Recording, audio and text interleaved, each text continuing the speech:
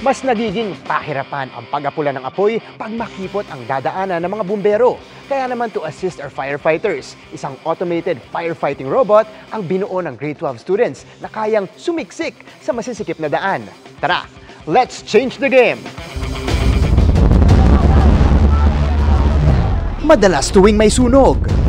Challenge sa mga bumbero kung masikip o limitado ang daan para maapula ang apoy. Paano nga naman kung hindi makapasok yung mga truck ng bumbero, di ba?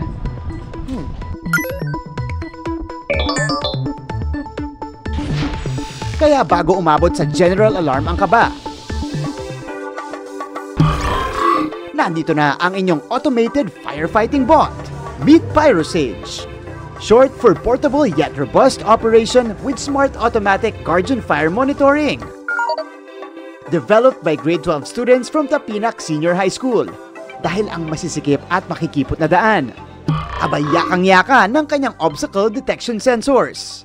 We don't aim to replace but rather assist the traditional firefighting methods. We aim to advance from the traditional firefighting methods that are available. Yung nagpapayunig po kasi kay Pyrosage is that it can extinguish fire with greater precision. Habang nagkakaroon kami ng errors, natututo po kami dun sa part na yun kung ano ba yung mali namin and paano po namin ma-improve. Bukod sa obstacle detection, equipped din ang Pyrosage with flame sensors na kaya namang makadetect ng apoy. Ang isa sa mga highlight nitong Pyrosage ay ang real-time monitoring ng sunog na magagawa natin gamit itong camera.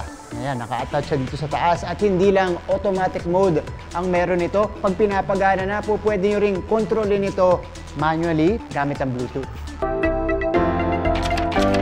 Sa ngayon ay nakapagsagawa na ng field testing ang developers kasama ang Bureau of Fire Protection sa Olongapo City. So nandito sa likod yung kanyang tangke ng tubig, yan ang panggagalingan ng kanyang pang-extinguish ng apoy. At kung makikita natin dito, yan po, meron tayong mga iba't ibang button. Itong yellow na button o yung una dito sa ating hilera, yan po yung magpapakilala sa atin kung ano nga ba itong Pyrosage. Yung pangalawa, yan naman ang mag-i-introduce sa atin ng iba't ibang modes na po pwede nating panggamit na pang-control dito sa ating invention. Kapag ka meron namang apoy, at ito na, gagana yung kanyang mga flame sensor sa harap para pagka-detect niya sa apoy, i-extinguish niya agad.